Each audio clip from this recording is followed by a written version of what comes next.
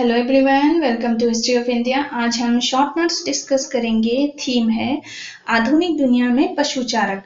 पशुचारक उन लोगों को कहा जाता है जो अपने पशुओं को चराते थे। नेक्स्ट है पर्वतीय खानाबदोश। अब खानाबदोश एक शब्द है जो एक जगह से दूसरी जगह लोग घूमते रहते थे अपने पशुओं को लेकर, उन लोगों को खानाबदोश कहा जाता था। पर्वतीय खानाबदोश जम्मू और कश्मीर के गुज्जर, ये गांव में रहने वाले खानाबदोश हैं जो ग्रुप में एक जगह से दूसरी जगह घूमते रहते हैं। इनके ग्रुप को काफिला कहते हैं। ये ठंड और बर्फ की कोई परवाह नहीं करते। सर्दियों में जब ऊंचे पहाड़ बर्फ से ढक जाते थे तो ये गुज्जर शिवालिक की पहाड़ियों की ओर चले जाते थे। ठंड के मौसम में जब बर्फ पिघलती थी और पहाड़ के फिर से हरे भरे हो जाने पर ये चरवाहे वापस पहाड़ों की ओर चले जाते थे। हिमाचल प्रदेश के चरवाहे भी ऐसा ही करते थे। वे सर्दियां शिवालिक पहाड़ियों पर और गर्मियां लाहुल और स्पीति में बिताते थे। कुमाऊं और गढ़वाल के गुज्जर पशुपालक अपनी गर्मियां बुग्यालों में और अपनी सर्दियां भाबर में बिताते थे। भोटिया, शेरपा और किन्नौरी साइक्लिक मूवमेंट का पालन करते थे, जिससे वे मौसम के बदलाव के साथ तालमेल बिठाने और पशुओं के खाने लायक चारा का बेस्ट यूज कर पाते थे। पठारों, मैदानों और मरुस्थलों पर, पठार मीन्स रॉक्स। महाराष्ट्र के धनगर, धनगर मानसून के दौरान महाराष्ट्र के रॉकी एरिया में रहते थे। यह हाफ ड्राई एरिया होता है। अक्टूबर तक वे कोंकण की ओर चले जाते थे। यहाँ उनके पालतू पशुओं की मदद से खेतों में खाद डालते थे, जो कि कोंकणी में रहने वाले किसानों के लिए हेल्पफुल थे। और जैसे ही मानसून आता था वे महाराष्ट्र की हाफ ड्राई एरिया पर वापस चले जाते थे। मवेशी यानी पालतू पशु चराने वाले गोल्ला और भेड़ बकरी पालने वाले कुरुमा और कुरुबा, जो कि कर्नाटक और आंध्र प्रदेश के थे, वे जंगलों के पास रहते थे और जब सूखा पड़ता था तब वे नदी के किनारे वाले क्षेत्र में शिफ्ट हो जाते थे। उत्तर प्रदेश, पंजाब, राजस्थान, मध्य प्रदेश और महाराष्ट्र के बंजारे अच्छे चारागाहों की तलाश में अलग अलग जगहों पर चले जाते थे। उत्तर प्रदेश, पंजाब, राजस्थान, मध्य प्रदेश, इन सब के जो एरिया के बाद बचा हमारा राजस्थान के रायकास। खेती और पशु चराना दोनों ही ये काम करते थे। जब उनके चरने का मैदान सूखा हो जाता था तो वे नए और हरियाली वाले स्थानों में चले जाते थे। देहाती जीवन में यह जानने की आवश्यकता होती थी कि उन्हें भोजन और पानी कहाँ से मिल सकता था, किस क्षेत्र में कितने समय तक रहना चाहिए।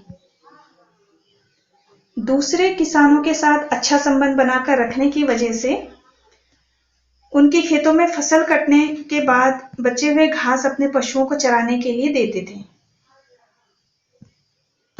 नेक्स्ट, औपनिवेशिक शासन के कारण देहाती जीवन में परिवर्तन। औपनिवेशिक ऐसा शब्द है जिसमें एक ऐसा शक्तिशाली राष्ट्र जो दूसरे कमजोर राष्ट्र को नियंत्रित करता है, अपने अंडर में अंडर कंट्रोल रखता है, इसको औपनिवेशिक कहते हैं। औपनिवेशिक शासन के लागू होने पर पशुपालकों का जीवन पूरी तरह से बदल गया।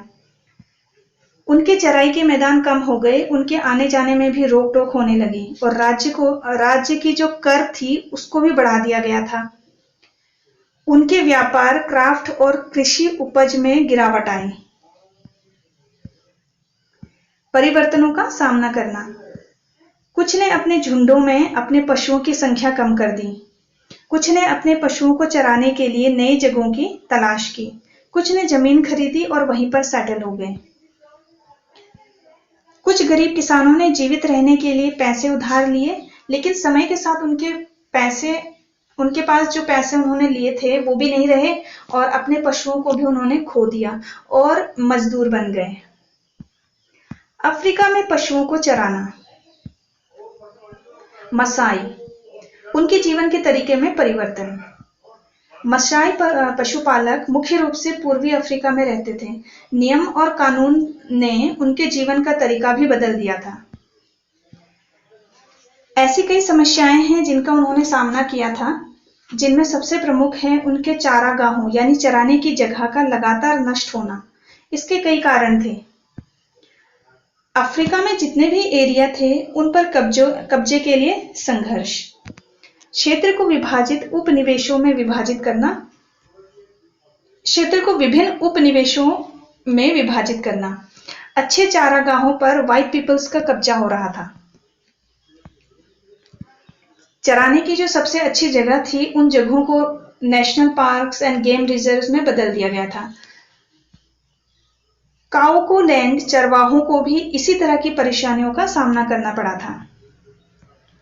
विशेष आरक्षित निधि तक सीमित। चरवाहे अलग अलग चारागाहों में चले गए थे, लेकिन उन पर लगाए गए रूल्स के कारण ये चरवाहे कुछ ही जगहों में आ जा सकते थे। वे खास परमिशन के बिना आगे नहीं बढ़ सकते थे। उन्हें व्हाइट पीपल्स के एरिया के बाजारों में प्रवेश की अनुमति नहीं थी। कुछ जनजातियों को आपराधिक जनजाति के रूप में रखा गया था, उनकी श्रेणी में रखा गया था, जिनकी वजह से उनके व्यापार में नेगेटिव प्रभाव पड़ा। चरवाहा खानाबदोश हैं। खानाबदोश का अर्थ होता है ऐसे लोग जो एक जगह से दूसरी जगह अपने पशुओं के साथ घूमते हैं। इससे उन्हें बुरे समय में बचने और सूखे के जैसे संकटों से बचने में मदद मिलती है, लेकिन बाद में वे हरे भरे चारागाहों में नहीं जा सके, क्योंकि जिनकी वजह से उनके पशु जो है भूखमरी से मर गए थे। मसाई सोसाइटी। अंग्रेजों ने जनजाति के मामले में मुखियों को नियुक्त किया। ये मुखिया धनी थे और एक व्यवस्थित जीवन जीते थे, क्योंकि उनके पास गांव के लोगों से आय भी आता था और ये अपने व्यापार से भी पैसा कमाते थे, यानी देहाती और गैर देहाती दोनों तरह की आय थी। गरीब जो चरवाहे थे बुरे समय से गुजरे और मजदूरों के रूप में काम किया। इसमें दो महत्वपूर्ण परिवर्तन हुए। बुजुर्गों और योद्धाओं के बीच पारंपरिक अंतर खत्म हो गया था। अमीर और गरीब के बीच अंतर आ गया था। देहाती समाजों के बीच जो भी भीतर विकास हुआ, चरवाहे नए समय के अनुरूप ढल जाते थे। वे नए चारागाह खोजते थे। अपने एक जगह से दूसरे जगह आने जाने के लिए अपना जो मार्ग था वो बदलते थे। अपने मवेशी यानी कि अपने पशुओं की संख्या कम करते थे। अपने अधिकारों के लिए दबाव डालते थे, एक्सेट्रा।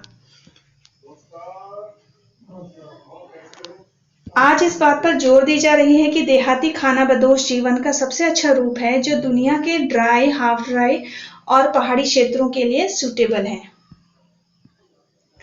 सो फ्रेंड्स, आज का टॉपिक यहीं तक। मिलते हैं न्यू टॉपिक के साथ।